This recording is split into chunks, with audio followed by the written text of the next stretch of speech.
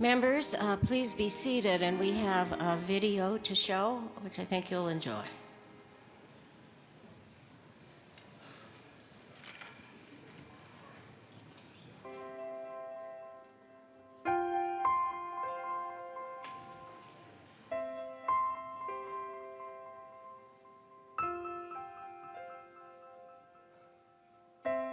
Debbie and I moved to Fort Collins the end of June of 2013. Less than a month later, I started feeling ill, and as over the course of some visits to urgent care and then finally to my primary care physician, ended up being hospitalized on July 22nd. That led to almost 5 months of hospital and rehabilitation, with me coming back to our home in Fort Collins on December 10th. What had happened, I'd been diagnosed with West Nile virus and went into respiratory failure. I had meningitis and encephalitis, and so there were some real questions about, in those early days as I was in intensive care, what my future might be, whether I would either survive, and if I did survive, what kind of cognitive abilities that I would regain. I'm thankful that in the course of time that I was able to rebound and to be on the road to recovery, but it's been a long haul. Even this year, I've been in the hospital several times with major infections, and at the end of February of this year, I almost died because of going into septic shock, and that required some few days in intensive care, a couple of weeks of recovery from that. And in the midst of it all, I've just learned that you have to trust God, one day at a time. As an active person and a pretty intense person, I oftentimes think of Psalm 23, where it says, "He makes me to lie down." And sometimes when you are forced to stop, when life brings you to a stopping place, you have no option but to trust God, to place your life in His hands, and to know that He is with you each step of the way. I'm so thankful for my wife and family and friends who rallied to my side. I'm thankful for my church and for those who prayed intensely for me. And I realize that in the midst of that, when we can't believe for ourselves, there are others who will believe for us, who will come in and to hold us up and to stand in the gap. And that as we continue to trust God, we will find Him to be faithful in our lives. A theme song that we adopted was one that contains the words, "God is with us. He is with us always." And that's what I've learned through this whole process.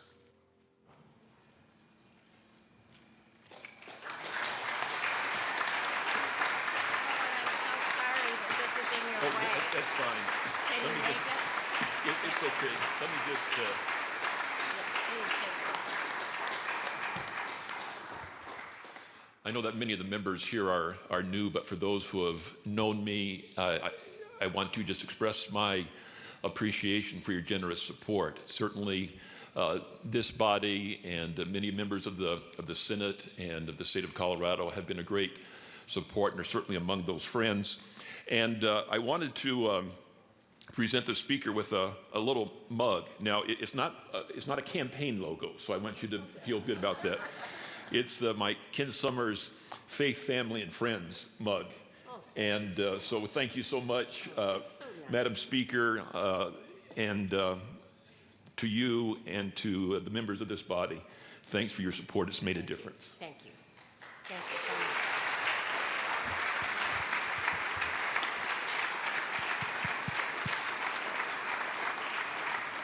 Thank you very much, Representative Summers. It is a great pleasure to have you here. We are thankful that you were able to come, that you're looking so well. We're very thankful for your life.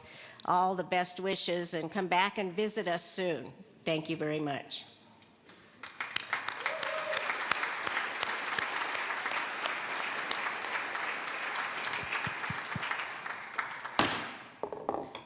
The House will come to order. The pledge today will be given by Rachel Cooper, Anastasia Ellison, Chloe Velasquez, and Tori Archuleta from Ignacio High School, Ignacio, Colorado. Please join us in the Pledge of Allegiance. I pledge allegiance to the flag of the United States of America and to the republic for which it stands, one nation under God, indivisible, with liberty and justice for all.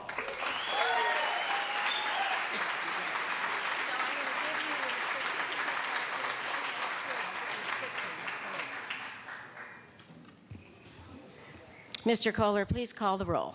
Representatives Arndt. Becker J. Becker K. Brown. Here. Buck. Here. Buckner. Carver. Conti. Corum. Court. Danielson. Bill Grosso. Dorr. Duran. Esgar. Everett. Fields. Foote. Garnett. Janal. Hamner. Humphrey. Joshi. Kagan. Kaiser. Klingenschmidt. Kraft Tharp. Representative Kraft Tharp. Landgraf. Lawrence. Lebsock. Lee. Lontine. Lundeen. McCann. Melton. Mitch Bush. Representative Mitch Bush. Moreno. Navarro. Neville. Nordberg. Pabon. Pedersen. Primavera. Briola. Rankin. Ransom. Rosenthal. Rupe. Ryden. Sane. Salazar. Sias. Singer. Tate. Thurlow. Tyler. Van Winkle. Vigil. Willett. Williams. Wilson. Windholz. Winter. Young. Madam Speaker.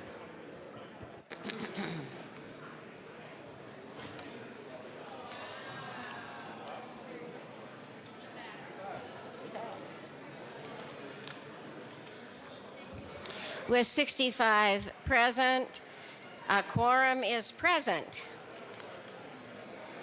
Representative Kaiser.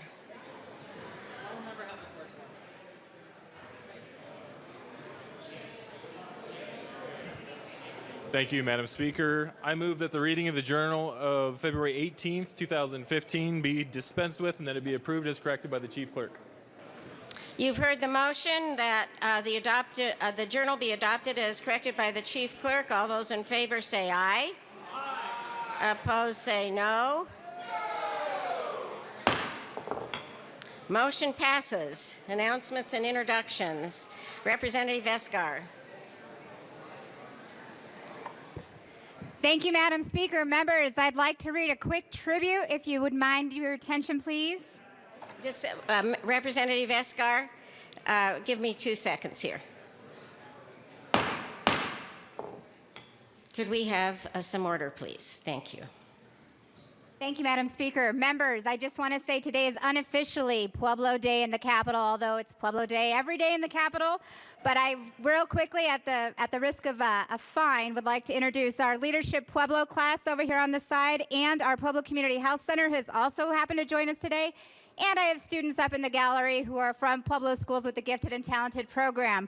So on that note, I'd like to read a brief tribute for the Colorado State University Pueblo football team, if I can real quickly, please. The Colorado State University Pueblo men's football team has won the NCAA Division II National Championship. The Thunderwolves capped off a great season by defeating the undefeated Minnesota State Mankato Mavericks in the national championship, becoming the first Colorado State University Pueblo football team to win a national championship. The members of the Colorado State Senate and House of Representatives are proud to recognize and congratulate the Colorado State University Pueblo Thunderwolves and Coach John Riston for this outstanding achievement and for their historic season. So I just want to say thank you, Pueblo, for joining me today for this tribute, and thank you for being here. It means a lot to me, and I'm excited to be a part of your great team. Thank you. Welcome, Pueblo, and that's only a $2 fine, Representative Escar. Representative Williams. Thank you, Madam Chair. Members of the Business Affairs and Labor Committee, we will meet today at 1:30 in LSBA. We have 3 bills to hear. We'll see you at 1:30 in LSBA. Representative Kraft-Tharp. Thank you, Madam Speaker, and welcome back. Madam Speaker, welcome back. We missed you the last couple days. We're glad you're feeling better. Thank you very much, Representative. And Representative Escar, I hate to disagree with you, but today is House District 29 Day at the Capitol, an annual holiday. I want to welcome my neighbors from Arvada and Westminster down here, including some people who have never been to the Capitol before. Thank you for joining us to the People's House. Representative Everett and Melton. Good morning, members. Thank you, Madam Speaker. We are down here once again to remind you that it is Bow Tie and Bolo Friday tomorrow, and it seems like lately we've been noticing the staff participating more than the members. I got to give a shout out to Corey for last week, John from, I don't know where he is, from Pabon's office. So members, let's not let the staff show us up. Let's wear our bolos and bow ties tomorrow. Absolutely, and we got to point out.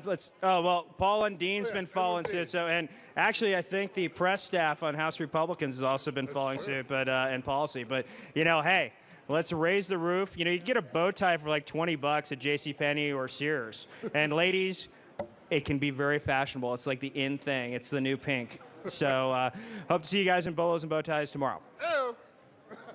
Representative Landgraf. Thank you, Madam Speaker. I would like to introduce or announce that Sproul Junior High is here. And in order to avoid a fine, I will not mention their teacher's name, Sean Kelly.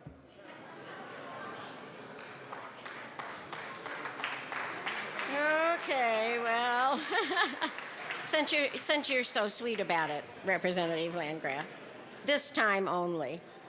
Representative McCann. Thank you, Madam Speaker. I just want to remind everyone that today we do have the Claw Caucus lunch. You should have a brochure or a flyer on your desk. It's at noon over in LSBA. We are adding one more thing to the agenda. We're going to have a presentation from people who work with rabbits, in addition to our ivory-free Colorado presentation, and our state public veterinarian will make a presentation. So it should be really interesting. So we hope to see you over across the street at noon today. Thank you. Representative Court. Thank you, Madam Speaker. We're glad you're back and feeling better. Thank you. Members, today is Gifted Talented Day. There's a whole bunch of students all up in the gallery. I think all of them have already been told to whom they're belonging today.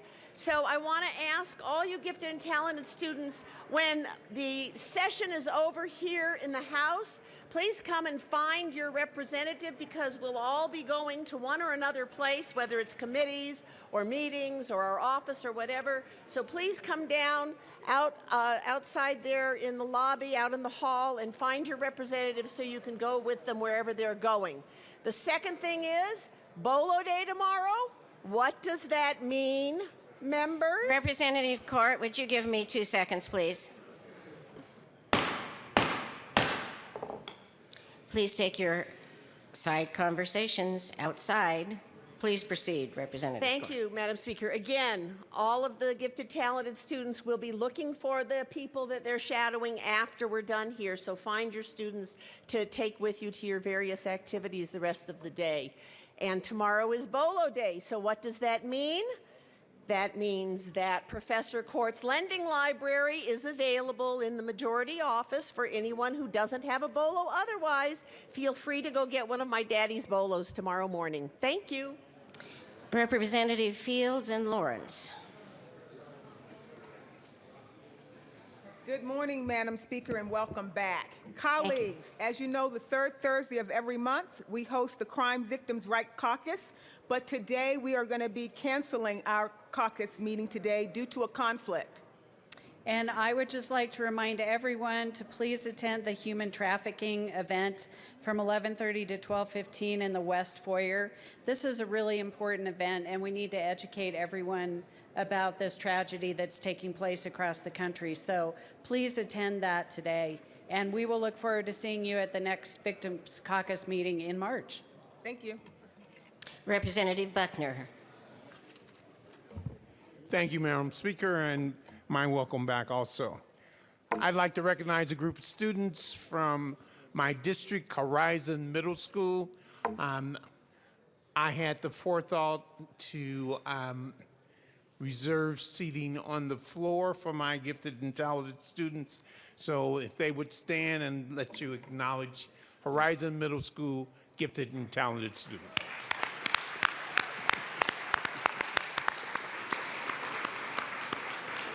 Representative Wilson. Thank you, Madam Speaker, and welcome back. Thank you. Members, listen carefully. Inhale as deeply as you can and let it out slowly. That's hot dogs you smell. It's Sportsman's Caucus Day at the Capitol. We will be meeting downstairs in room 1112. After you attend the human trafficking and you're out at 12:15, the hot dogs are downstairs, and we will be having our program where the Colorado Department of Parks and Wildlife will be there to update us on their programs. So you all are welcome to be there, and you're going to have to put up with that odor all morning, so you just will come down and enjoy it later. Second announcement, in the gallery, I have two students that are with me today on Gifted and Talented, one from Ridgeway High School and one from Platte Canyon High School. If those two young ladies would please stand and be recognized. Thank you for being here. Right up there in the corner. Thank you for being here. Representative Primavera. Thank you, Madam Speaker. I have my $2 in hand here. For those of you who've ever been anesthetized, it's a pretty scary thing, but we have some very capable nurse anesthetists here today from the Colorado Association of Nurse Anesthetists, and I just wanted to have you recognize them and welcome them to the Capitol. They're back there. Thank you, Representative Primavera. $2, I guess it will be. Maybe $3 next time. Who's next here? Representative Foote. Thank you, Madam Speaker. Just want to make an announcement about House Finance today. We're meeting upon adjournment. We'll be hearing two bills, House Bill 1054, which is Representative Brown's bill, and House Bill 1014, Representative Doerr's bill. Upon adjournment today, same place, LSB A. Thank you. Representative Brown. Thank you, Madam Speaker, and I'd like to introduce my daughter-in-law, Michelle Brown, and she's the teacher for the gifted and talented at Ignacio, if you girls would stand up. And also, I've got a student that will be shadowing me from Uray High School up here. If you'd stand up, let's give them a hand. Thank you.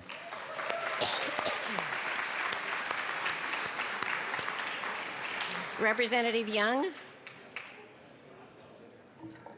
Thank you, Madam Speaker. I have two announcements.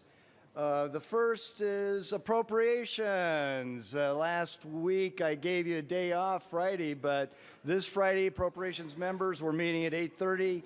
LSBA, we have 6 bills on the calendar, as you can see in your calendar for today. Second announcement, and I'm not sure that they're here, but I have a group that is visiting me from the Nurse 404 class at the University of Northern Colorado. Are you here? If you are, wave. Yeah, thank you very much. Ah, there's someone. All right. Thank you for being here today.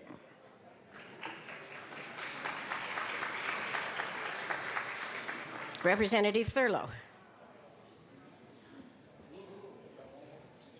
Thank you, Madam Speaker, and welcome back. I have 2 announcements today. The first one is for you sports fans. The Colorado High School Wrestling Championships are taking place this week at the Pepsi Center.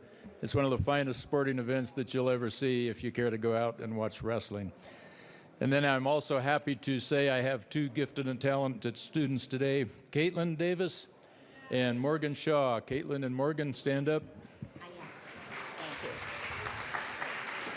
There they are. Caitlin and Morgan are from East Grand Middle School in Granby, Colorado. Welcome to the House. Representative Kagan. Thank you, Madam Speaker.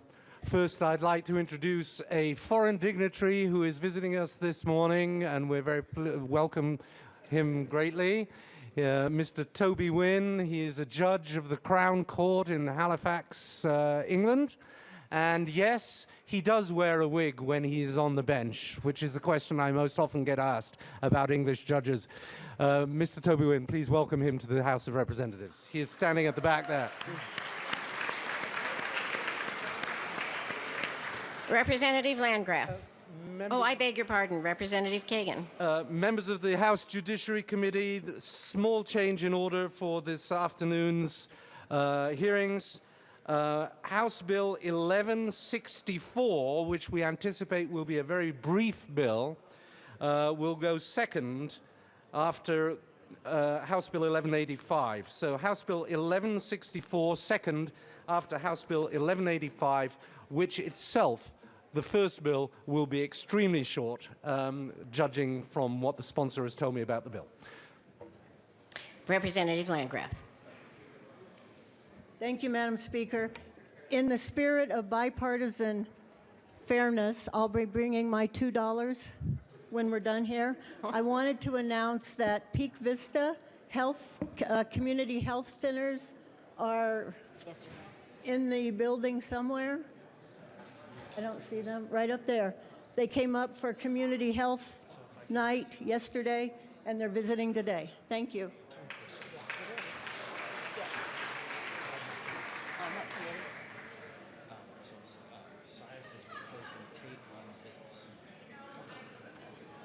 Representative Rosenthal. Thank you, Madam Speaker. Good to see you back. So members, Happy New Year. It is the Lunar New Year. And so you find a lot of celebration in China, Vietnam, and Southeast Asia. And so this is the year of the goat, or the sheep. And so what you're going to find this year is people who are born in the year of the sheep are gentle, mild-mannered, shy, stable, sympathetic, amicable, and brimming with a strong sense of kind-heartedness and justice. So for all of you sheep out there, bah. Thank you. Okay. The Speaker has one announcement. Representative Sias will replace Representative Tate for today only on Business Affairs and Labor for today only. Are there further announcements or introductions? Before we move to third reading, I would like to thank the Speaker Pro Tem, Daniel Pabon, for taking over for me in such great fashion for the last couple days. You look good on television. I finally watched one.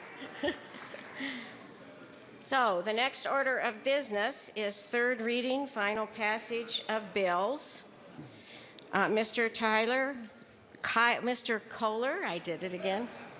I'm on medication. You've got to give me So, in any case, Mr. Kohler, please read the title of House Bill 1070.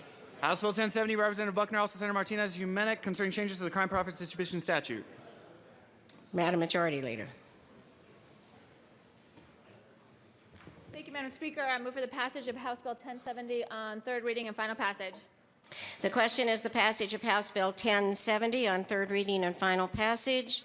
Seeing no discussion, Mr. Kohler, please open the machine and members proceed to vote.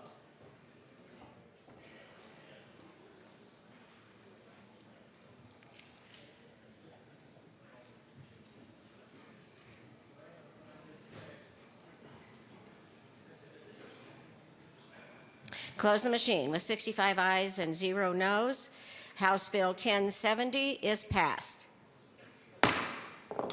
Co-sponsors.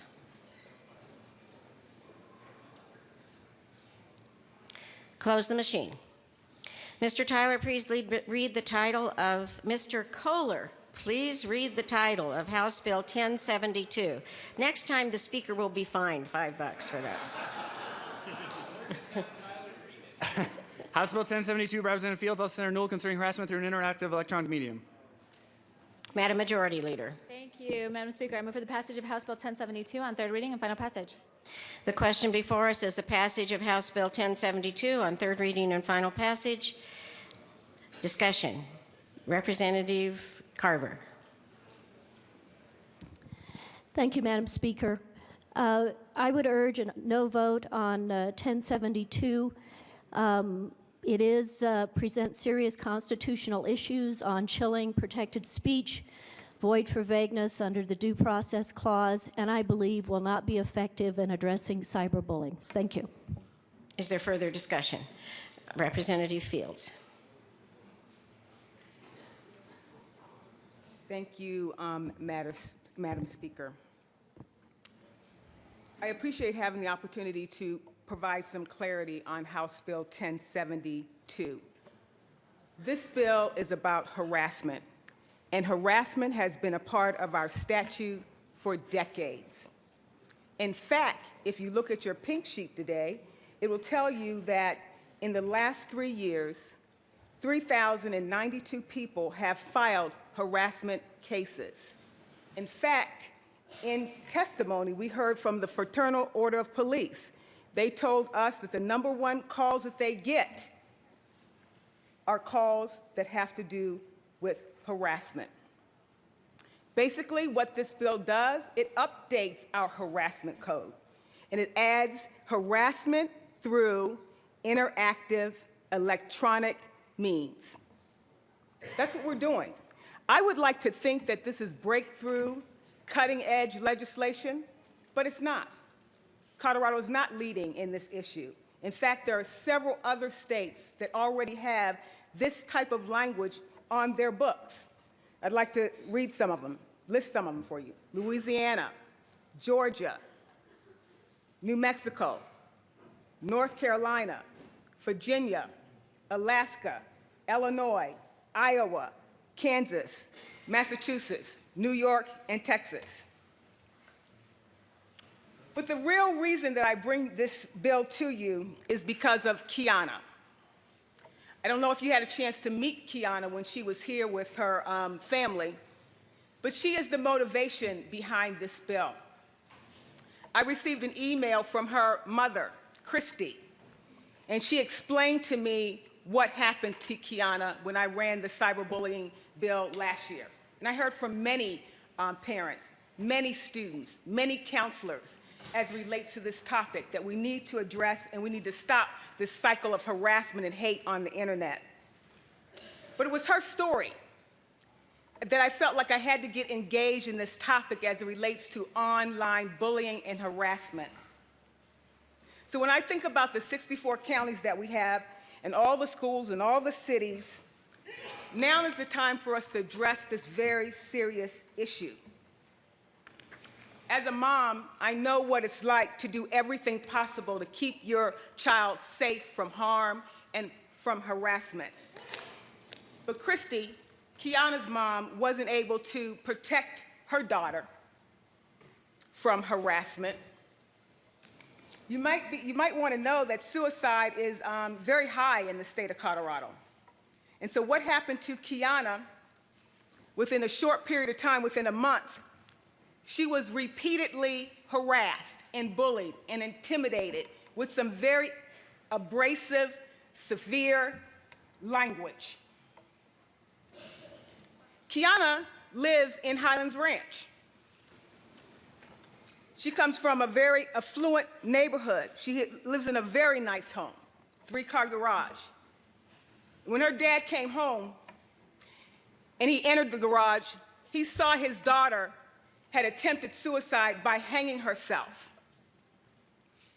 So it wasn't a bicycle that was hung in the garage, it was his daughter. He was able to cut her down and start CPR.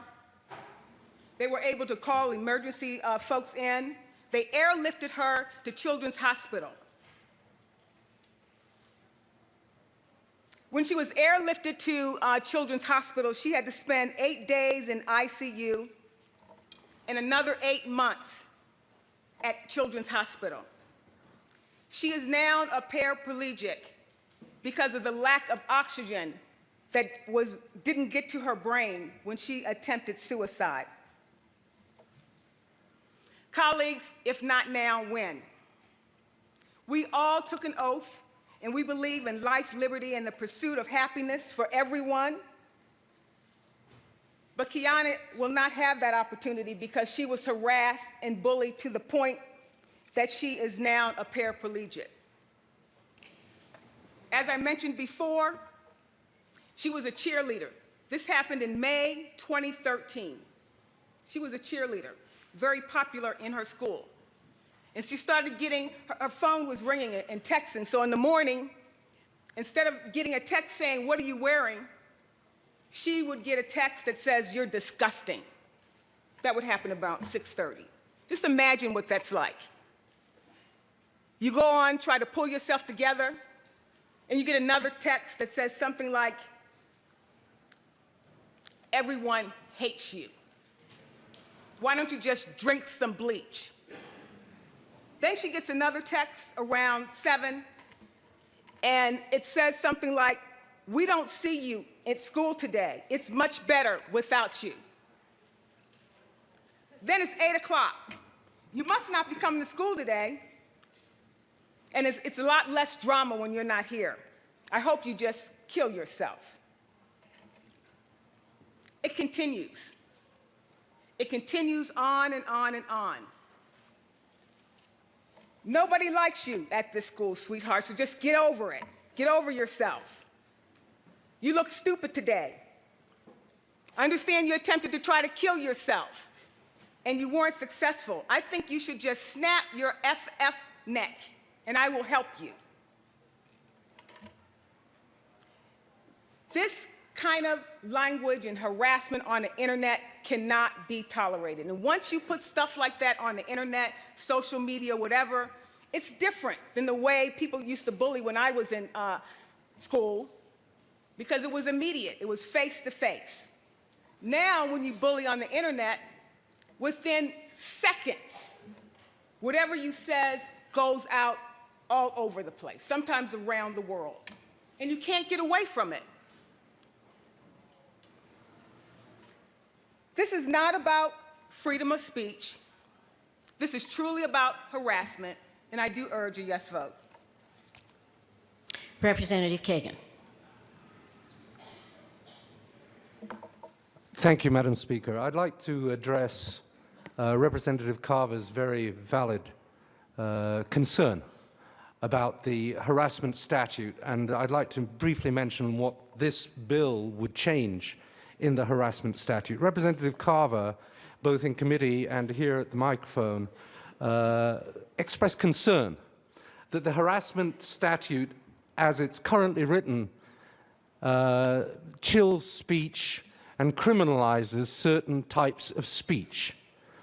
And I think Representative Carver has an important point there. It is a statute which butts up against the limits of the First Amendment.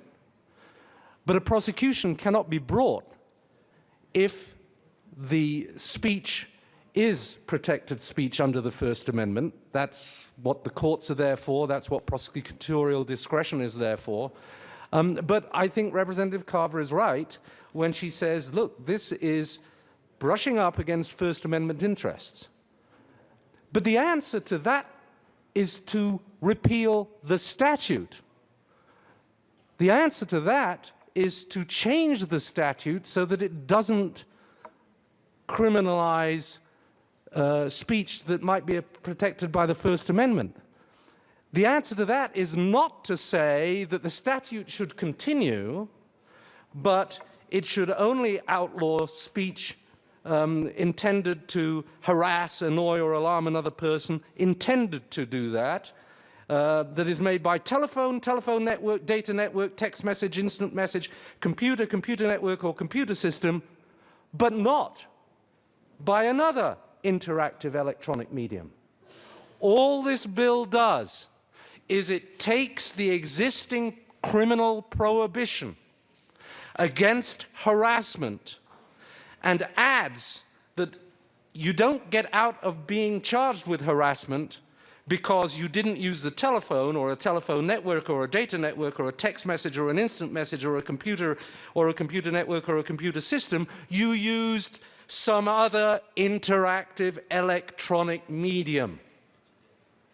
Now, there is, I submit, members, no logic in saying the harassment statute stands, the harassment statute continues with its infirmities to exist in Colorado law, but it only covers telephone network and the other things, but it doesn't cover harassment by other interactive electronic medium. That is the burden of this bill, saying if we are to have a harassment statute, if harassment is to be outlawed, if harassment by phone or by computer or by instant message is to be outlawed, let's make sure that harassment by other interactive electronic media are also outlawed. That is not a question of whether the harassment statute should exist, but a question of how the harassment statute should be constituted. Should it be brought into the 21st century to include the kinds of electronic media that are now being used, or should it stick to poison pen letters and telephone calls? That's the issue before us, and it's because it is logical to add interactive electronic media to the other methods of harassment that I urge a yes vote on House Bill 1072. Is there further discussion? Mr. Minority Leader. Thank you, Madam Speaker. And Representative Kagan, I agree with most of all that you said there, but we left off one key point.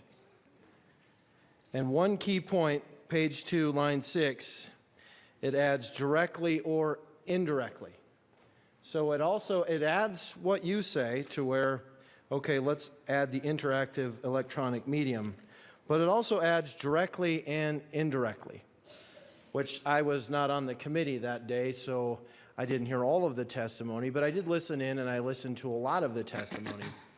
And the DAs that came there to testify did say the indirectly part is where that's going to be pretty hard for us to prove. That is going to be pretty hard for us to prosecute that, to actually find that indirectly. What does that indirectly actually mean? Now, I know I made light with Representative Melton the other day on, well, if he didn't like the actions of a certain pro football player, I can go onto a social media website somewhere and start blasting somebody, which I was kind of joking that day, but the reality is that would be considered indirectly.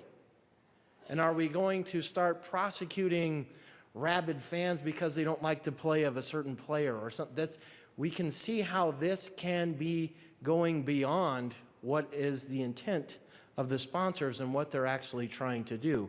And that is the rub, I think, of a lot of the folks in their opposition to this bill, is the directly or indirectly language, not the underlying of what we're trying to do and add the electronic medium.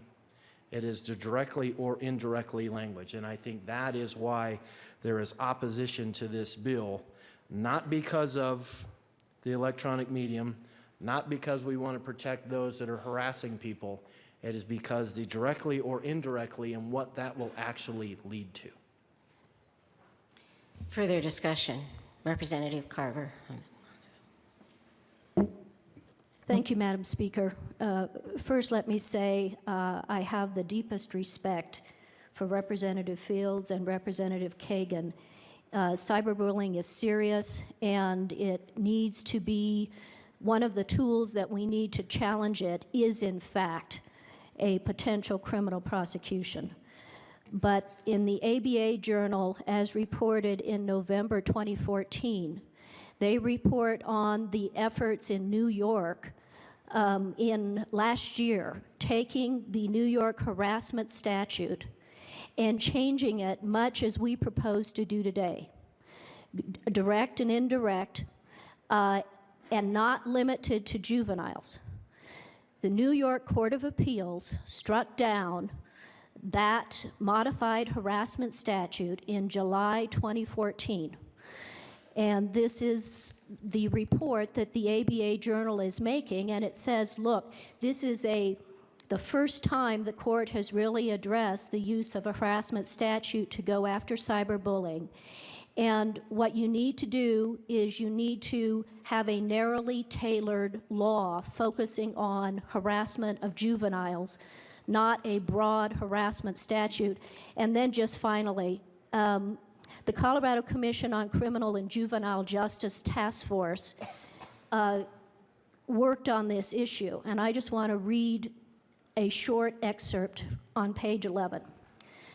The subcommittee was in strong agreement that if you're going to do legislation directed towards cyberbullying, this is on page 11 of the report, the statute should be worded with specific language and contain clear definitions to ensure that it is enforceable, prosecutable, and constitutional. And then they also are citing the New York 2014 opinion as saying, if you do a provision that criminalizes a broad spectrum of speech outside the popular understanding of cyberbullying, you are going to run into trouble. Colorado must avoid creating similar legislation. Thank you. Representative Kagan. Well, I shall be brief, and I too have the greatest respect for Representative Carver, and I think that the concerns that Representative Carver has raised, as I say again, are important, valid concerns. I would just point out on the direct or indirect, it is in effect a loophole in our existing statute that you can say, yes, I intentionally harassed somebody through an electronic medium or through telephone calls or through something else, but you can't get me for it because I didn't do it directly to the person I was intending to harass. I did it indirectly through a third party. That's too big a loophole. And that's why I would urge support of this bill, not only for its provision of interactive electronic media, but also for its language that the harassment can be either direct or indirect. Remember, you still have to prove that the intent was to harass. You have to prove that that was the intent. And as far as the constitutionality is concerned, members, we have had this statute on our books for, I think it's decades, but it's certainly many years. And it has been an effective deterrent in some cases and should continue to be one. We've had this statute. Let's not scrap it, and let's not avoid improving the statute in the way that House Bill 1072 does.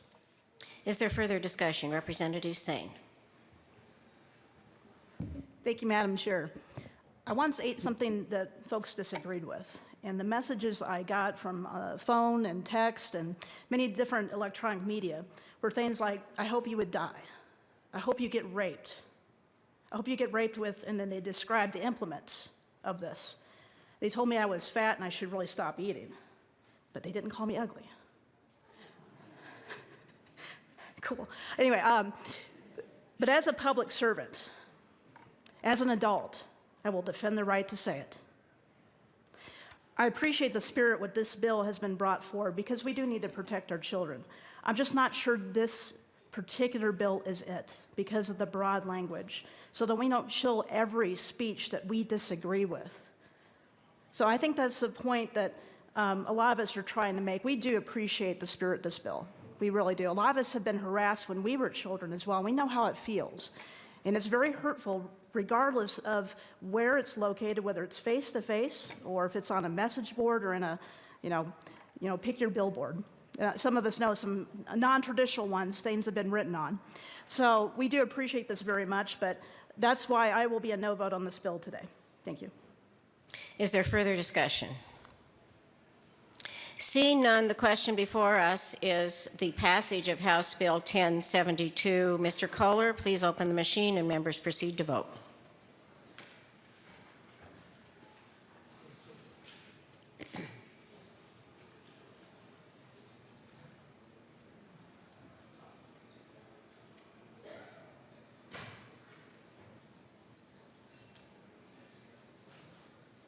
Close the machine. With 43 ayes and 22 noes, House Bill 1072 is passed. Mr. Kohler, please read the title of House Bill 1012. Oh, co-sponsors. Machine open for co-sponsors. Close the machine. Mr. Kohler, please read the title of House Bill 1012. House Bill 1012 by Representative Becker J. Senator Sonnenberg concerning a sales and use tax exemption for dyed diesel. Madam Majority Leader. Thank you, Madam Speaker. I move for the passage of House Bill 1012 on third reading and final passage. The question is the passage of House Bill 1012. Mr. Kohler, please, any discussion? Mr. Kohler, please open the machine and members proceed to vote.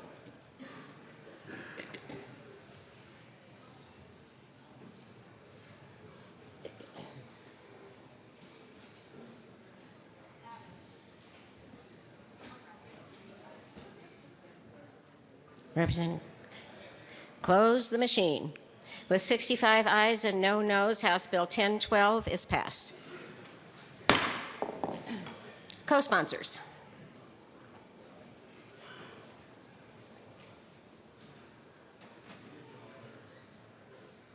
Close the machine. Mr. Kohler, please read the title of House Bill 1015. House Bill 1015 by Representative Winter, also Senator Cook, concerning the creation of an interstate compact allowing states to enter the compact to share emergency medical service providers under certain circumstances. Madam Majority Leader. Thank you, Madam Speaker. I move for the passage of House Bill 1015 on third reading and final passage. The question is the passage of House Bill 1015. Mr. Kohler, please open the machine and members proceed to vote.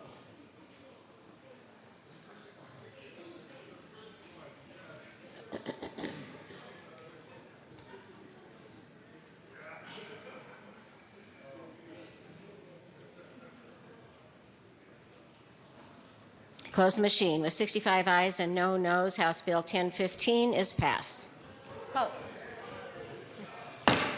Co-sponsors.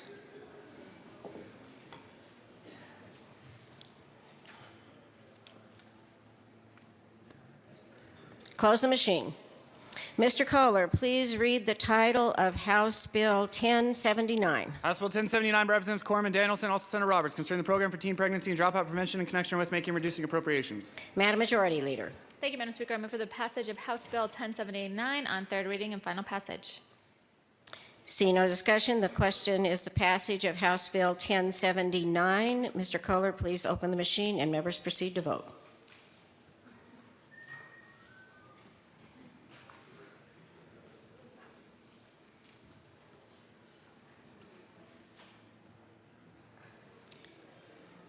Representative Tate.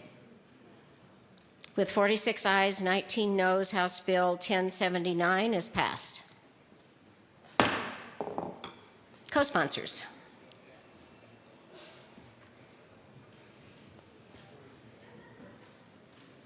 Close the machine. Mr. Kohler, please read the title of House Bill 1075. House Bill 1075 by Representative Janal, also Senator Crowder, concerning the authority for a registered naturopathic doctor to treat children who are under 2 years of age. Madam Majority Leader. Thank you, Madam Speaker, I move for the passage of House Bill 1075 on third reading and final passage. The question is the passage of House Bill 1075. Seeing no discussion, Mr. Kohler, please open the machine and members proceed to vote.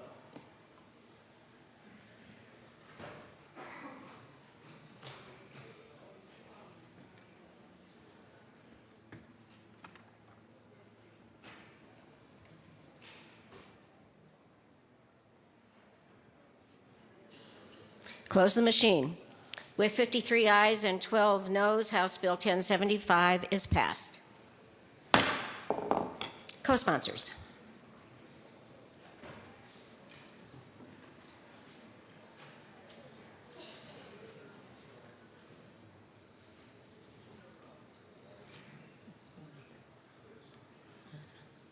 Close the machine. Co-sponsors, like we did that. I just did it. Mr. Kohler, please read the title of House Bill 1092. House Bill 1092 by Representative Lebsack, also Senators Martinez, Humanic, and Gonzalez, concerning the transparency of Title 32 Colorado Revised Statute Special Districts. Madam Majority Leader. Thank you, Madam Speaker. I move for the passage of House Bill 1092 on third reading and final passage. The question is the passage of House Bill 1092. Seeing no discussion, Mr. Kohler, please open the machine and members proceed to vote.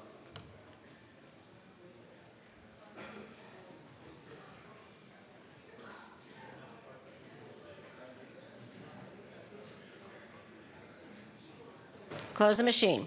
With 65 ayes, no noes, House Bill 1092 is passed. Co-sponsors.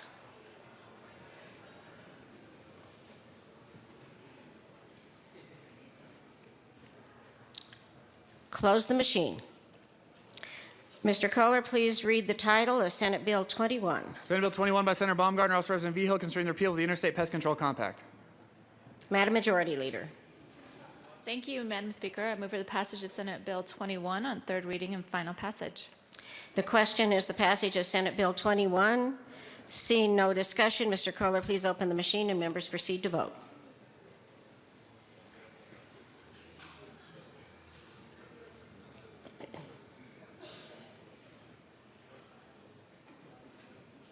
Close the machine. With 65 ayes and no noes, Senate Bill 21 is passed.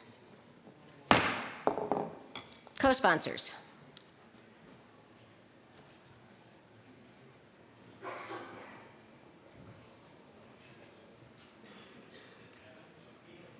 Close the machine.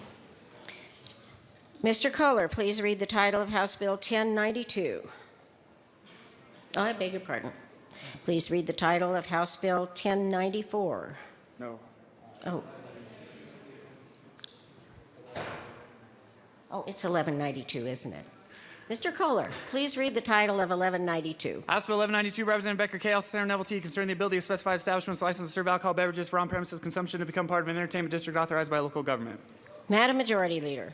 Thank you, Madam Speaker. I move for the passage of House Bill 1192 on third reading and final passage. The question is the passage of House Bill 1192. Seeing no discussion, Mr. Kohler, please open the machine and members proceed to vote.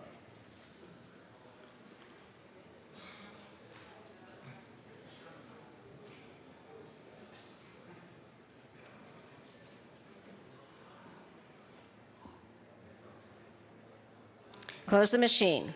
With 64 ayes and 1 no, House Bill 1192 is passed. Co-sponsors.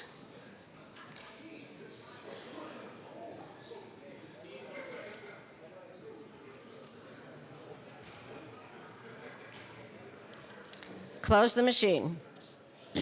Mr. Tyler, please read the title of House Bill 1094. House Bill 1094 by Representative Lee, also Senators Cook and Newell, concerning restorative justice. Restorative justice. Did I say Tyler again? $5 to the Speaker. Mr. Speaker Pro Tem, I may need your help here pretty soon. So, Mr. Kohler, please read the title of House Bill 1094. House Bill 1094 by Representative Lee, also Senators Cook and Newell, concerning restorative justice. Madam Majority Leader. Thank you, Madam Speaker. I move for the passage of House Bill 1094 on third reading and final passage. The question before us is the passage of House Bill 1094. Seeing no discussion, Mr. Kohler, please open the machine and members proceed to vote.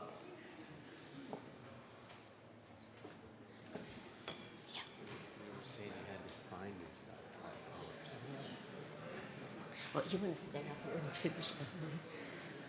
Oops. Well, we're just experimenting to see how many mistakes the speaker can make in one day. Anybody keeping count? Please close the machine. With 65 ayes and no noes, House Bill 1094 is passed. Co-sponsors.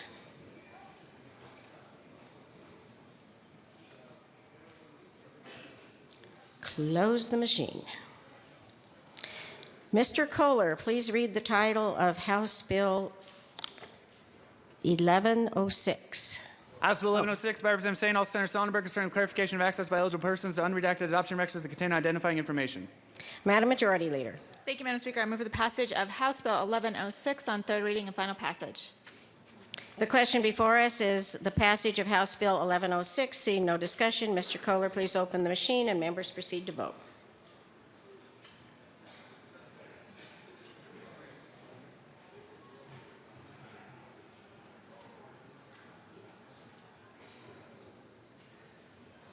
Close the machine. With 65 ayes and no noes, House Bill 1106 is passed. Co-sponsors.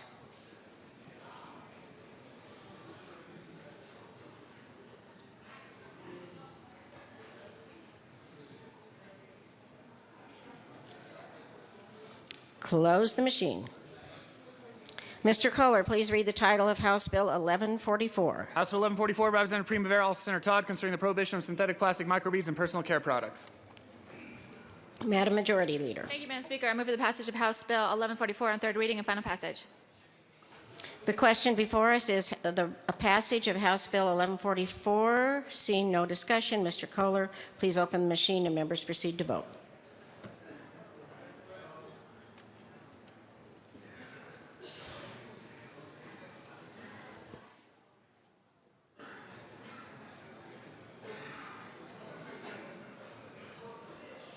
Close the machine. With 47 ayes and 18 noes, House Bill 1144 is passed. Madam Majority Leader. Co-sponsors.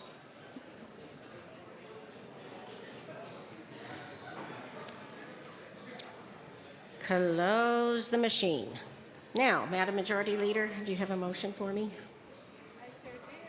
Thank you, Madam Speaker. I move to proceed out of order for consideration of Resolution HJR 1013. The motion is to proceed out of order for consideration of resolutions, HJR 1013. Seeing no objection, so ordered.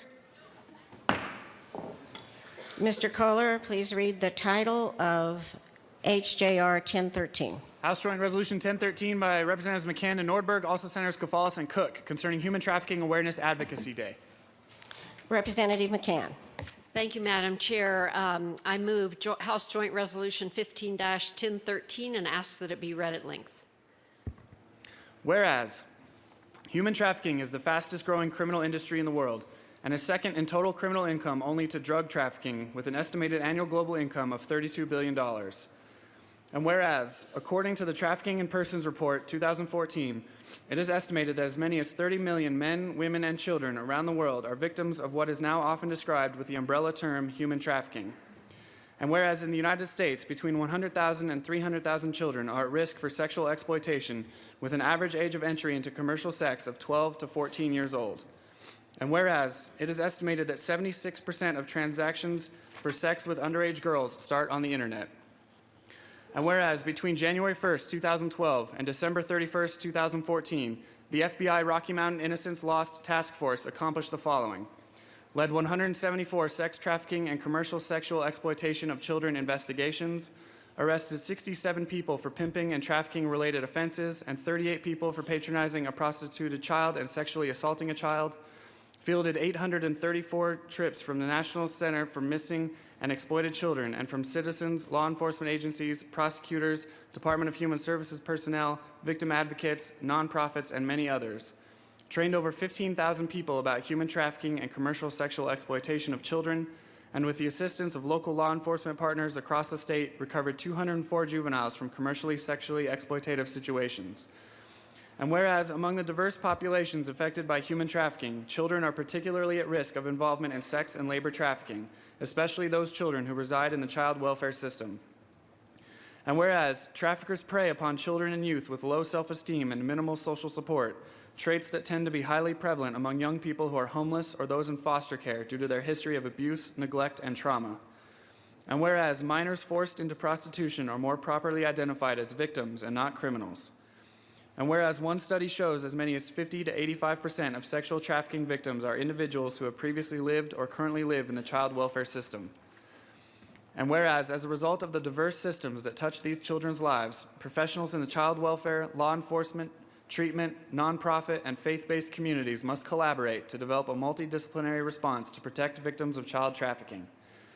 And whereas in Colorado, human trafficking is found in many industries, including field labor, herding, livestock, commercial cleaning services, commercial food production, healthcare, construction, domestic servitude, prostitution, elder care, retail sales, and others. And whereas no worker's labor should be compelled through the use of force, fraud, or coercion by someone trying to benefit from that labor. And whereas federal and local law enforcement officials recovered 6 child victims, ages 14 to 17, of domestic sex trafficking and arrested 2 alleged traffickers during the 2015 National Western Stock Show in Denver. And whereas the state of Colorado will support and initiate statewide efforts to investigate and prosecute traffickers and to provide services to victims of human trafficking. Now, therefore, be it resolved by the House of Representatives of the 70th General Assembly of the State of Colorado, the Senate concurring herein, that the General Assembly, in recognition of Human Trafficking Awareness Advocacy Day on February 19, 2015, will build upon the 4 Ps, prevention, protection, prosecution, and partnerships, as set forth by the United Nations, which are utilized by the United States federal government and serve as a framework for the Laboratory to Combat Human Trafficking's Colorado Project to comprehensively combat human trafficking. And that the General Assembly supports all efforts to prevent human trafficking in Colorado, including swift prosecution, education and prevention, and provision of services for victims. The General Assembly will support and pass legislation directed to address human trafficking in Colorado. The General Assembly supports the work of the Colorado Human Trafficking Council and anticipates the reports submitted by the Council. Be it further resolved that copies of this joint resolution be sent to Governor John Hickenlooper, Attorney General Cynthia Kaufman, Stephanie Villafuerte, Chair of the Colorado Human Trafficking Council and Executive Director of the Rocky Mountain Children's Law Center, and Betty Edwards, founder of the Human Trafficking Task Force of Southern Colorado. Representative McCann. Thank you, Madam Speaker. Many of you have heard me talk about this before, but some of you are new. So the way I first learned of this scourge in our culture here in Colorado was really several years ago when I was in the district attorney's office as a fairly young and naive deputy district attorney. I was assigned a case. At that time, we prosecuted them as pimping cases. And I took a look at it, and it was a pretty tragic situation. Involved a 13-year-old girl who was a runaway. It's pretty typical of a human trafficking situation. She ran away because she was being abused by her father. And so she was homeless and on the streets of Denver. They're pretty easy to spot, these kids that don't have support at home and don't have places to go back to. So she was recruited by a woman, actually, who was working with her husband to run a pimping operation. And the way it kind of works is that the young girl, or in some cases it's boys as well, is offered a place to live, someone to care about them, food, and eventually alcohol and drugs. But these young people are searching for someone who cares about them and for some place to go. So when they get an offer of a place to live and you'll be living with other kids and we'll feed you, it's a pretty attractive offer. It's only after they've been there a little while and have gotten accustomed to living in that situation that the trafficking begins. And it often begins with the pimp and then expands to others. And it's very, very difficult for these young people to extricate themselves from this situation. That was the case with this young girl that was the victim in my case. She was very scared and very lonely. And the cases are difficult to prosecute because these victims are emotionally attached as well to the traffickers. It becomes a very complex sort of dependency relationship. And what's really important for us as a community is to recognize that this does go on in our communities, and to provide law enforcement and those who help victims of trafficking with as much and as many resources as we can. So many of the people that I talk to about this, or when I go out and speak about it, are very surprised to hear that this happens in Denver and in other parts of Colorado. And so I think one of the purposes of the Human Trafficking Awareness Day is to make all of us and our communities aware of this, so we can be mindful and watchful of what's going on. And we can also support, particularly those nonprofits that work with victims, to try to help them get out of this situation. So there is a brochure. I don't know if all of you got it, but if you didn't, you might be able to pick one up. You know, they are on your desks, called Speak Up and Tell the Story. And this brochure has a lot of really interesting information and important information about not just sex trafficking, but labor trafficking as well, which also goes on in Colorado, both in the domestic arena and sometimes in the agricultural ranching arena. And it also lists a very useful resource on the back that has the phone numbers and the names of resources that are available to folks who find themselves in this situation or who learn of people who are in this situation. So take a minute to look through it and read some of the things that are happening. I also just want to compliment this body for the legislation that we passed last year that strengthened our human trafficking laws. The first case that was filed under that new law was filed by the Jefferson County District Attorney's Office. And that law, I think, will result in much more successful prosecutions of human traffickers. In addition, the bill set up the Human Trafficking Council, and I'm really pleased to report the council has been appointed, has had several meetings. They just had a retreat in January, and I was able to attend part of that. They are moving forward aggressively, and they're doing very good work. So thank you all for passing that bill last year. It is truly having an impact.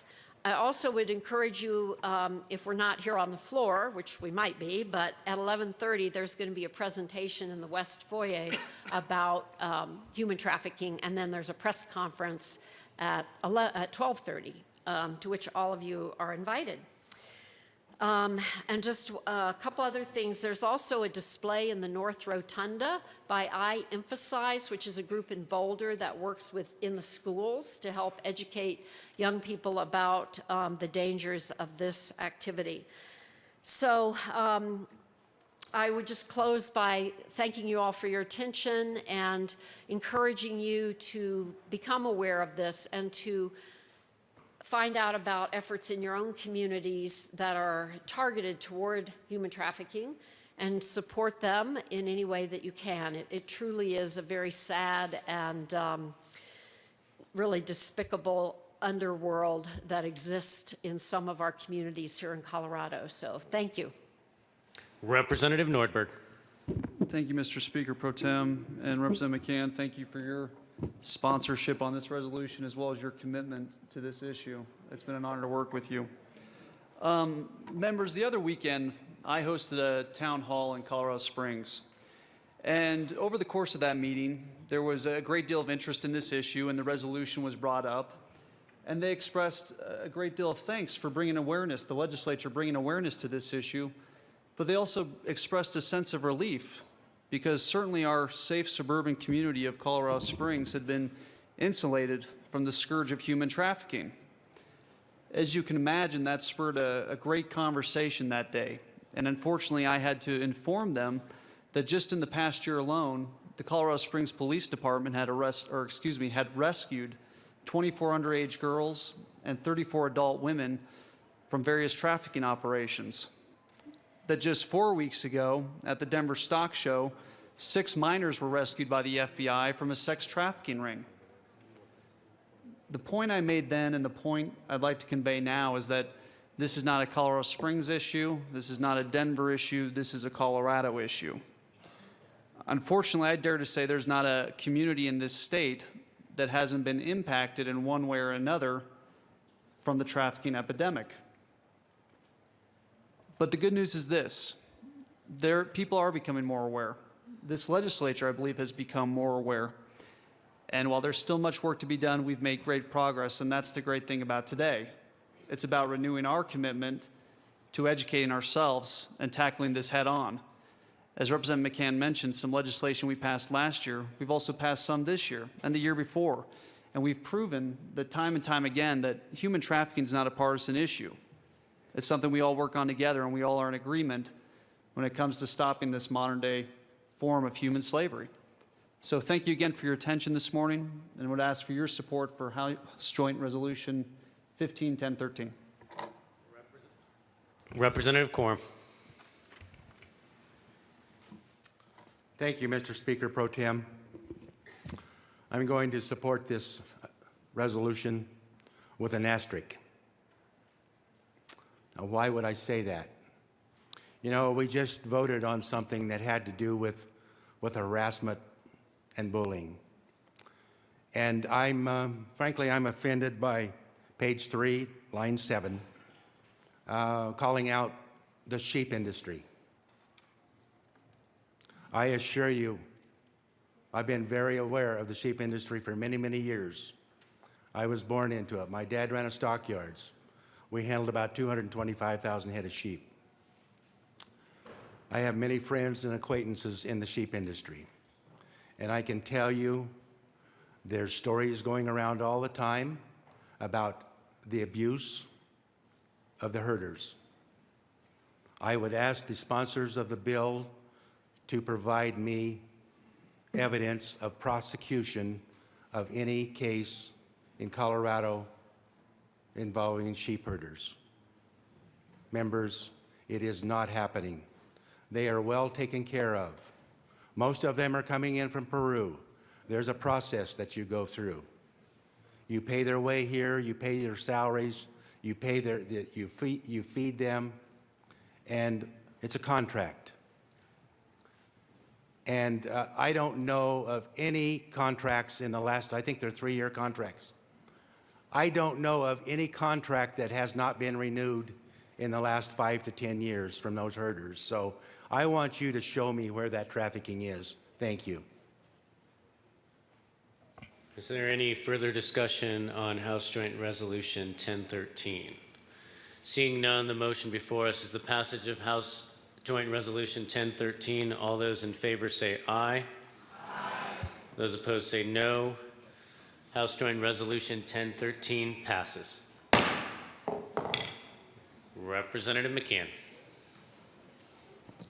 Thank you, Mr. Speaker Pro Tem. I would ask that the current roll call be made sponsors of this resolution.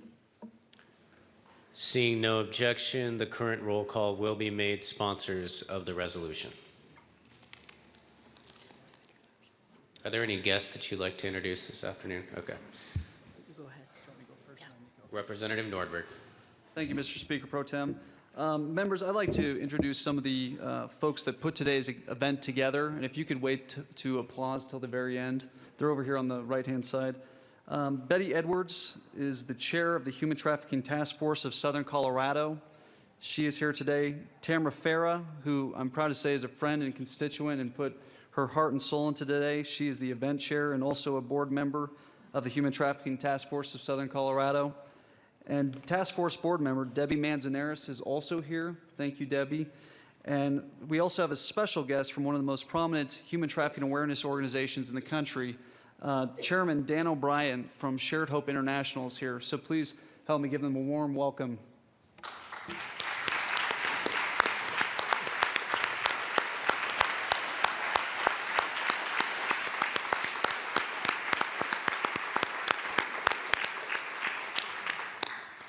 Representative McCann. Thank you, Mr. Speaker Pro Tem. I would just like to echo Representative Nordberg's recognition of Tamara Farah. She has really been the force behind getting this day organized every year and really just puts a huge amount of work into it.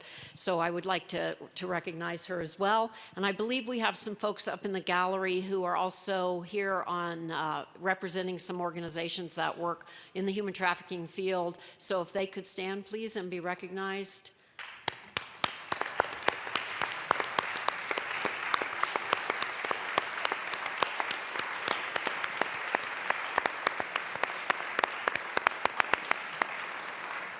And we thank you for the work that you do for our communities.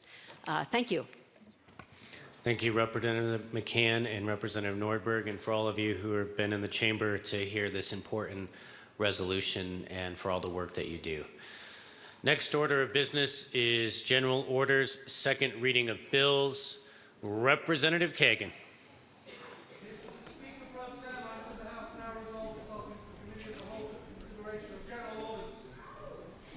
You have heard the motion. If there are no objections, Representative Kagan will take the chair.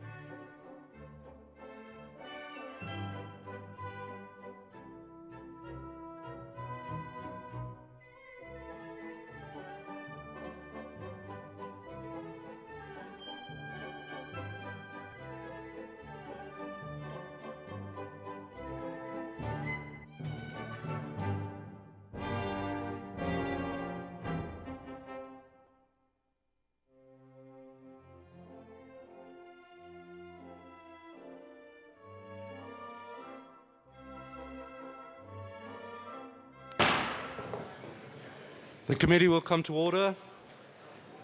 With your unanimous consent, the bills will be read by title unless there is a request for reading a bill at length. Okay, thanks. Committee amendments will not be read unless requested, as they are printed and in your bill folders. Floor amendments will be shown on the screen and on your iPads and not read unless requested. Bills will be laid over upon motion of the majority leader. The coat rule is relaxed.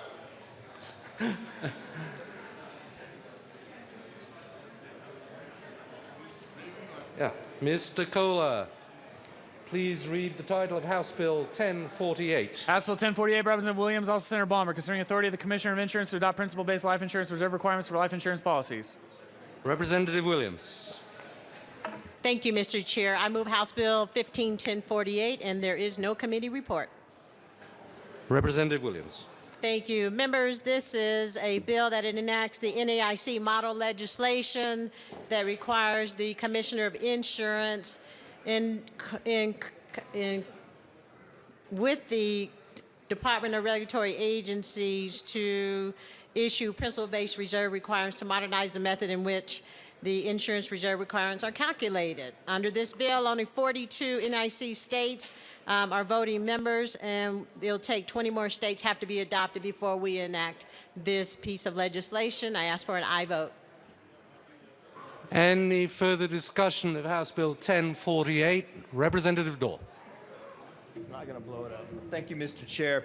I've been asked some questions why I was a no vote in appropriations, and the issue with it was the appropriation was set out for 2021, which I don't know what we're going to do tomorrow, let alone 2021. But it ended up there's not a J amendment from an appropriations in it, and there's not a clause in the bill for the appropriation. So that was money that was talked about, but it's actually not being funded in any time soon. And so when that funding moment happens, they will have to come back and ask for that $6,000 or whatever it may be at that point. So I'm okay with the bill as it reads, as long as that funding's not in there, which it's not, so I will now be a yes vote. Thank you.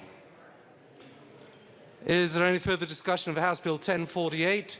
Seeing none, the question before us is the passage of House Bill 1048. All those in favor say aye. Aye. All those opposed, no. The ayes have it. House Bill 1048 is passed.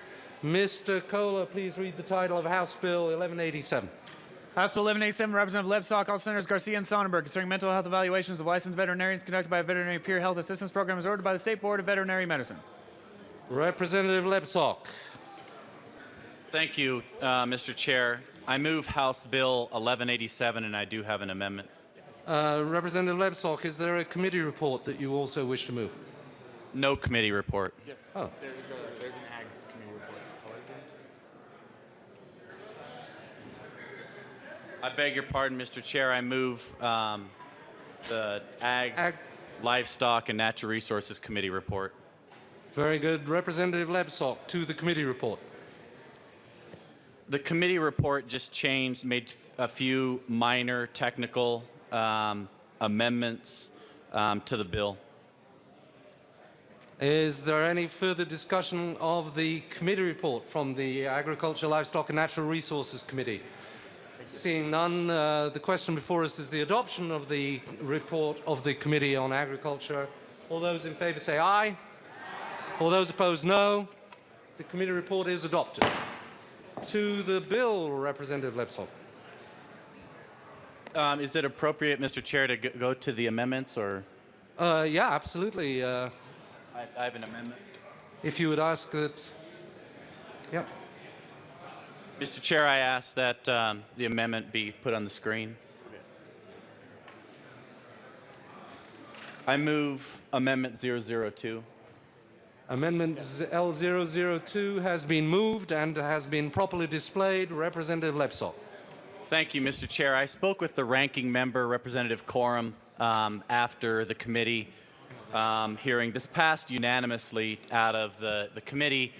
However, after we had discussions with the executive director of the Colorado Veterinarians Medical Association and DORA, they found there was one minor change and addition we needed to make in order to make the bill consistent with all the other doctors in the states, all the other peer reviews. We needed to make this change to our current bill. Representative Sain. Thank you, Mr. Chair. I have a quick question for the sponsor. So does this mean that somebody, a veterinarian can't be accused of, mispractice if somebody says, I think he was drinking when he killed my dog under the operating table? Does this exempt those veterinarians from maybe a false accusation? No. Okay, thank you. Is there any further discussion of Amendment L002? Seeing none, the question before us is the passage of Amendment L002 to House Bill 1187. All those in favor say aye. Aye. All those opposed, no.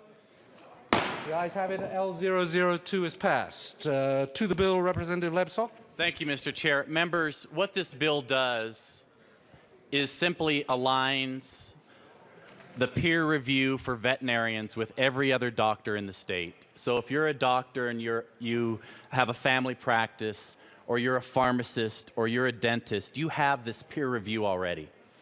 You're able to go in front of the board if you need some type of counseling. Instead of your license being immediately revoked, you have an opportunity. There's some steps that you can take. Veterinarians were the only doctors in the state that do not have this extra step for them.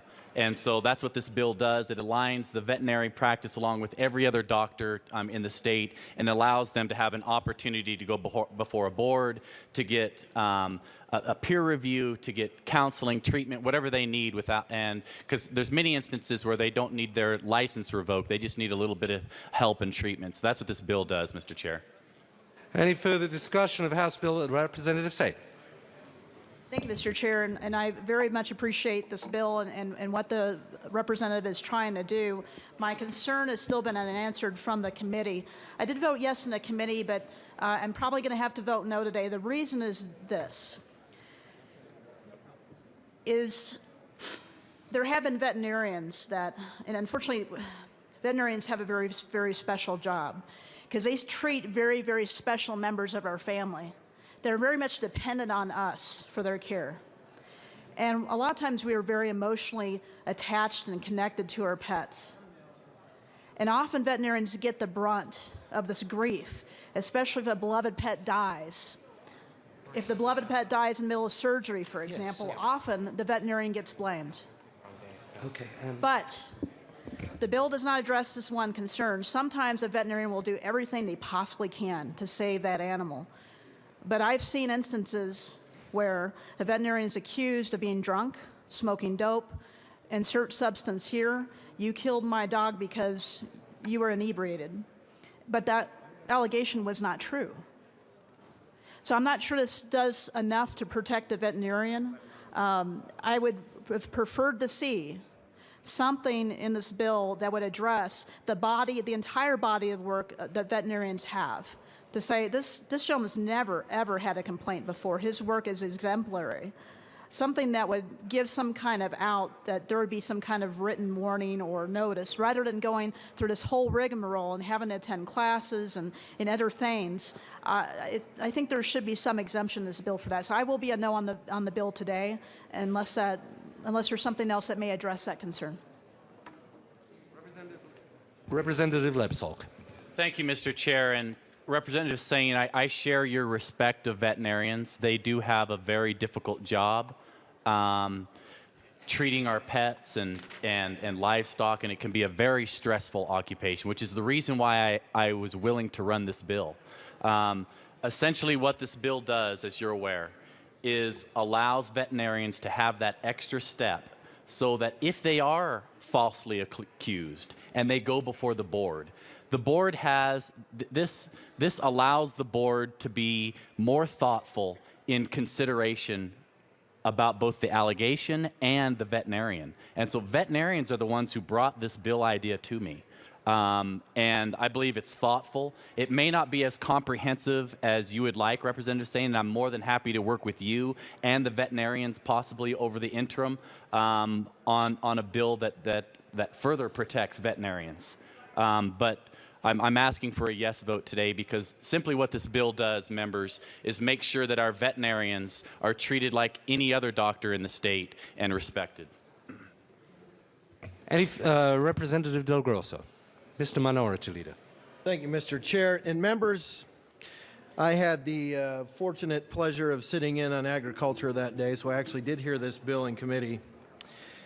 And we kept being told that this bill was about access to care, allowing veterinarians to have the same access to care as all the rest of the other medical professions. Well, it turns out that the veterinarians also have a peer assistance program like all of the rest of the medical professions as well. And veterinarians can choose to go into the peer assistance program if they want to. But I think one step that's being left out that we're not talking about in this bill is what this bill does is it actually allows the board now to force veterinarians into the peer assistance program, unlike it is now where it is a voluntary program.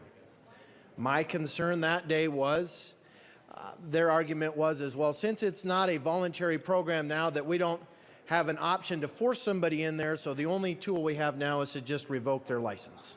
How many times has that ever been used? 4.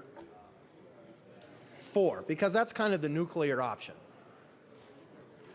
But now, what potentially this bill will do is now the board, instead of saying, well, Brian might be a little off his rocker, he seems a little weird, they've got a couple of complaints, but really, we're going to kind of let him be because, well, the only other option we have is to pull his license, so we're probably not going to really go that route.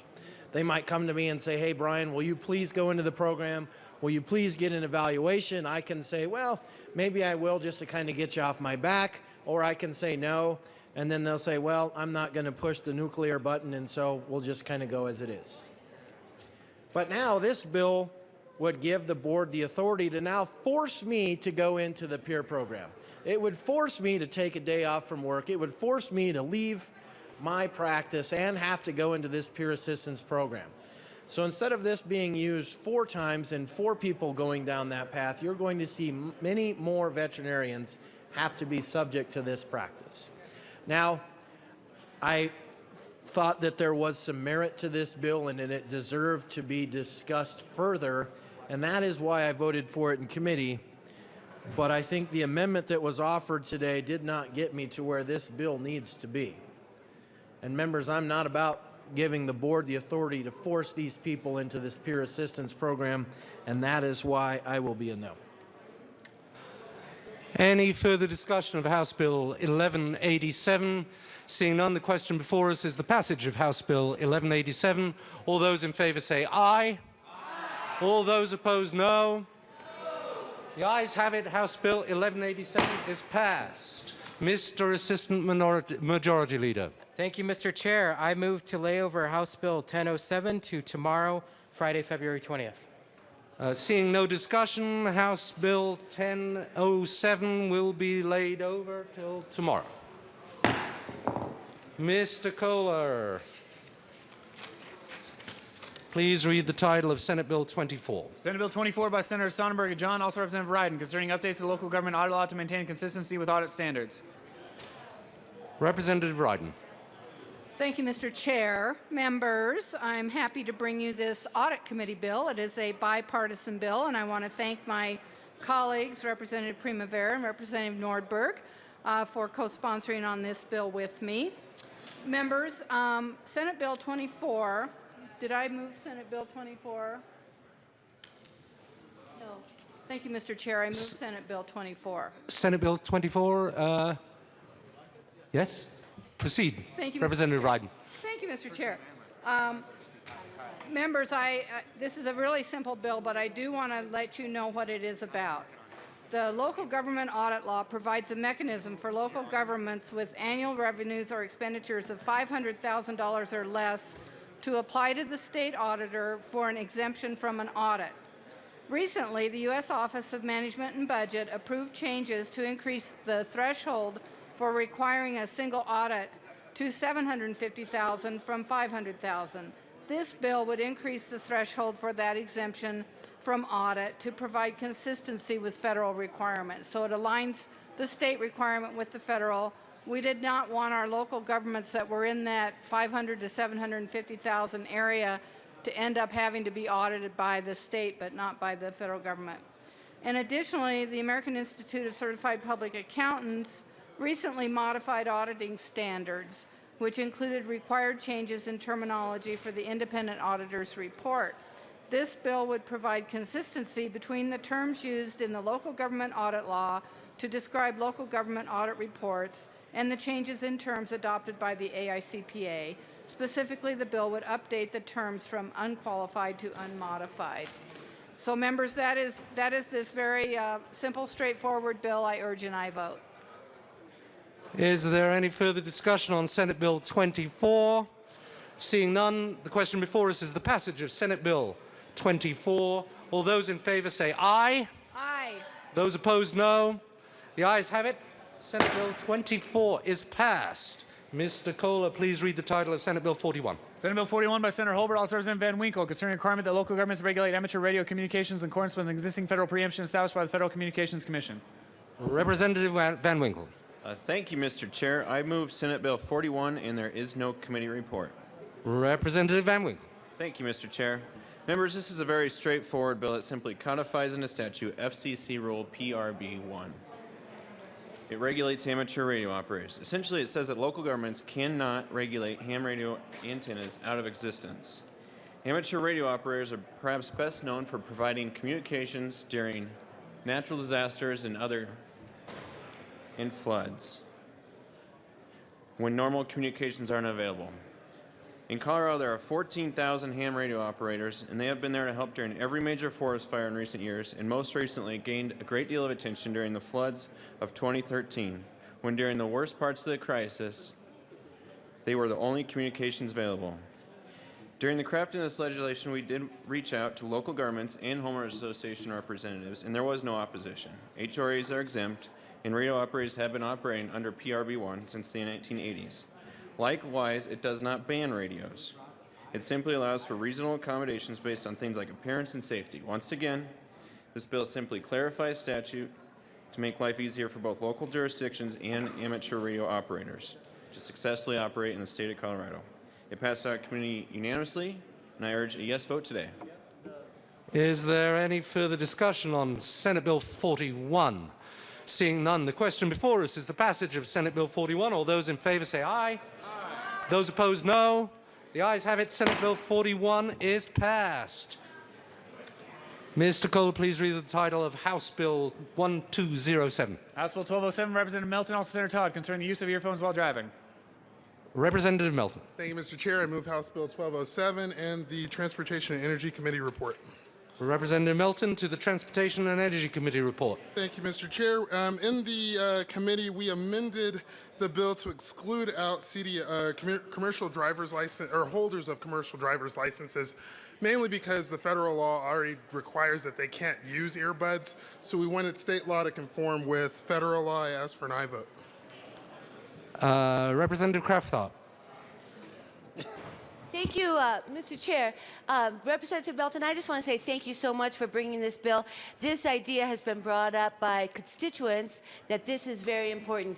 And people don't really understand that they're not able to use the earbuds right now because you get them every time that you get your iPhone. So, Representative Melton, this is an important advance in state law, so thank you very much.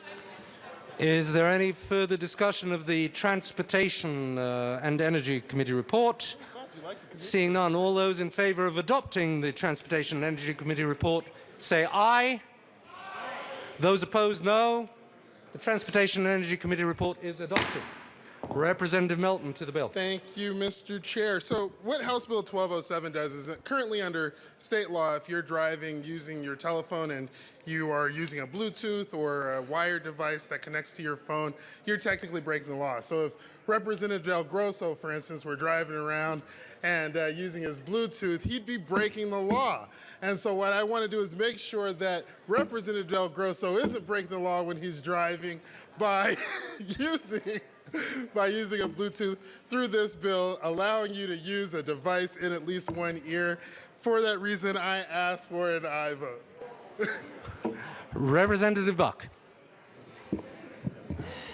Thank you, Mr. Chair. And I have to tell Representative Melton, I was driving next to him, and his music was so loud, and he was rocking in his car. He doesn't need earphones because his music could be heard from everywhere. So I understand his reasoning behind this bill, and I am a yes on this bill. Thank you.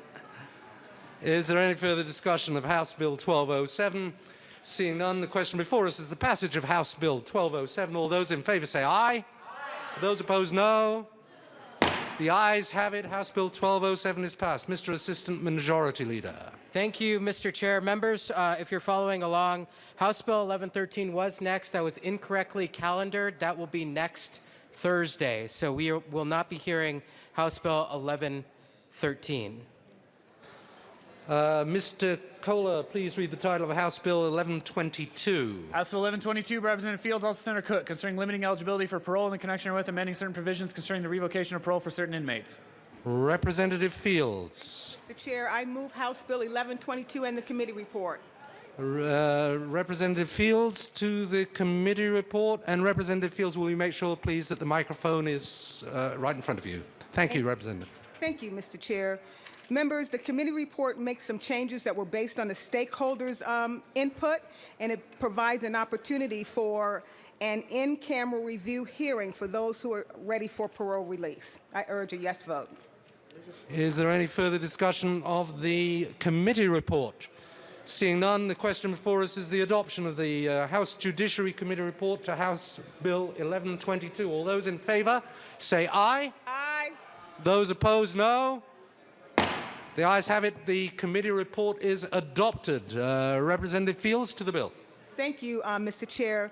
Members, basically what this bill does is it creates efficiencies for the parole process, and it clarifies existing statute. So I urge a yes vote on House Bill 1122. Is there any further discussion on House Bill 1122? Seeing none, the question before us is the passage of House Bill 1122. All those in favor say aye. 2 in favor. All those in the... I retract that comment. Strike that from the record. All those in favor say aye. Aye. All those opposed? No. The ayes have it. House Bill 1122 is adopted. Mr. Assistant Majority Leader. Thank you, Mr. Chair. I move to lay over House Bill 1137, one bill. Seeing no discussion of the motion of the Assistant Majority Leader to lay over the House Bill 1137, House Bill 1137 will be laid over. Mr. Kohler, please read the title of House Bill 1174. House Bill 1174 by Representative Carver, also Senator Woods, concerning the confidentiality of personal information for participants in the Address Confidentiality Program in connection with protecting victims of domestic violence, sexual assault, and stalking. Representative Carver. Thank you, Mr. Chair. I move House Bill 1174. And Representative Carver, there is a Judiciary Committee report. Do you wish to move that as well? Yes, thank you, Mr. Chair. I move the committee report on House Bill 1174. Representative Carver to the Judiciary Committee report. Do you want a copy of it? Thank you, Mr. Chair. Members, this is a bill that will expand protection for domestic violence victims as far as their personal information being displayed on the internet in government databases. And my county assessor down in El Paso County said we currently mask on our internet databases where law enforcement lives. And we would very much like a bill where we could do that for domestic violence victims, because so many women are coming to our office asking for this protection. So that's what this bill does. In addition, the Department of Personnel Administration, with their current address confidentiality program, reference various additional protections. So I move the committee report. Is there any further discussion of the Judiciary Committee report? Question before us is the adoption of the Judiciary Committee report. All those in favor say aye. Aye. All those opposed, no. The ayes have it. The Judiciary Committee report is adopted. Representative Carver to the bill. Thank you, Mr. Chair. I move House Bill 1174. And is there any discussion of House Bill 1174? Seeing no discussion of House Bill 1174, the question before us is the passage of House Bill 1174. Representative Danielson. Thank you, Mr. Chair. Members, I just wanted to thank Representative Carver for bringing this important legislation. This is about safety and confidentiality. Security in one's home is basic, and to the survivors of domestic violence, sex assault, and stalking, it's of critical importance. And so I urge an aye vote on this bill. It's a good bill, and I thank the sponsor for bringing it. Any further discussion of House Bill 1174? Seeing none, the question before us is the passage of House Bill 1174. All those in favor say aye. Aye. All those opposed, no. The ayes have it.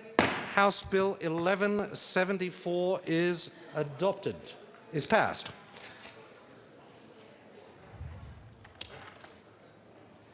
Mr. Oh. Mr. Kohler, please read the title of House Bill 1137. House Bill 1137 by Representative Becker K, concerning requests for multiple booking photographs. Representative Becker. Thank you, Mr. Chair. I move House Bill 1137. There is no committee report. Or No, is it? I've forgotten what I'm supposed to do. Oh, you're good. Representative Becker, to the bill. Thank you, Mr. Chair.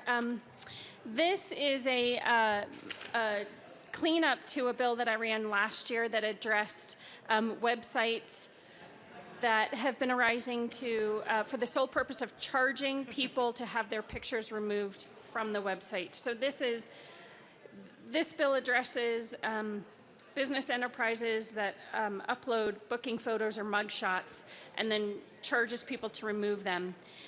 We are just doing a quick cleanup to clarify the process that sheriffs can provide booking photos to the press. This bill is supported by the Sheriffs of Colorado, Colorado Press Association, and Colorado Broadcasters Association. It passed out of judiciary, I believe, 11-0. And I ask for a yes vote. Is there any further discussion of House Bill 1137? Seeing none, the question before us is the passage of House Bill 1137. All those in favor say aye. Aye. All those opposed, no. The ayes have it. House Bill 1137 is passed. Mr. Assistant Majority Leader. Thank you, Mr. Chair. I move the committee rise and report.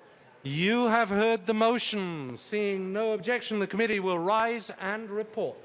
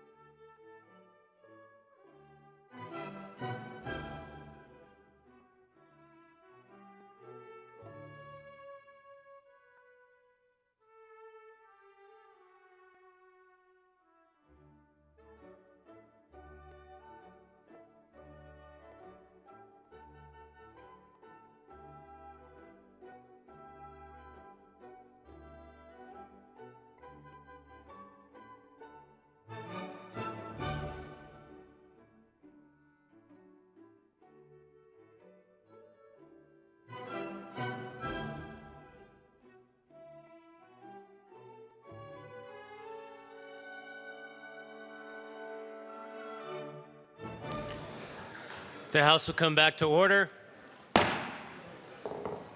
Mr. Kohler, please read the report of the Committee of the Whole. Mr. Speaker Pro Tem, your Committee of the Whole begs leave reports under consideration of the following attached bills being second reading of makes following recognitions thereon. House Bills 1048, 1122 amended, 1137, 1174 amended, 1187 amended, 1207 amended, passed on second reading in order of gross place on the counter for third reading final passage. Senate Bills 24 and 41 passed on second reading in order of revised place on the counter for third reading final passage. House Bill 1007 laid over until February 20th, retaining its place on the calendar. Representative Kagan, nice job, Mr. Kohler.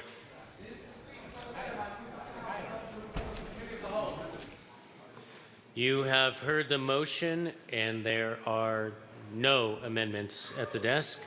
The question before the House is the adoption of the report of the Committee of the Whole. Mr. Kohler, please open the machine, and members proceed to vote.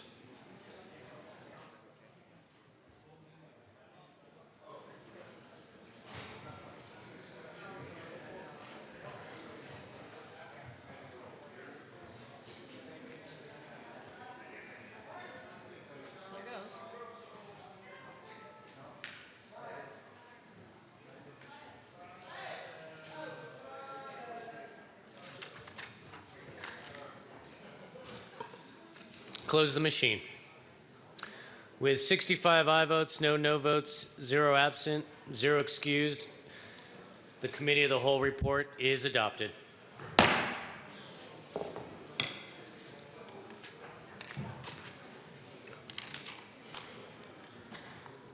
Next order of business is consideration of adherence. Madam Majority Leader.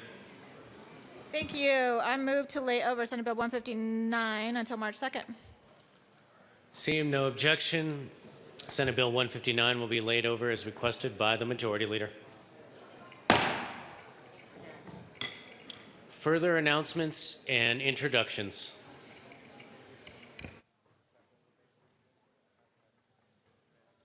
Representative Tyler. Representative Kohler. Thank you, Mr.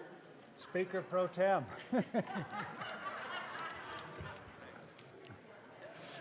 Transportation Committee, we're going to continue our usual high level of efficiency. We have 2 bills. We will be hearing the V-Hill bill second, and the Tyler bill will come first. So we will convene at 10 after 11, and we'll move quickly. Thank you. Representative Court. Thank you, Mr. Speaker Pro Tem. Finance Committee, let's get over there fast because the Claw Caucus will be using that room at noon, so we want to give them time because they've got a presentation that they need to set up. So let's get over there fast and get our LSBA so we can get done so the Claw Caucus can move in and have their meeting. Thank you. Further announcements and introductions. Seeing none, Madam Majority Leader. Thank you, Mr. Speaker Pro Tem. I move to stand in recess until 1 p.m.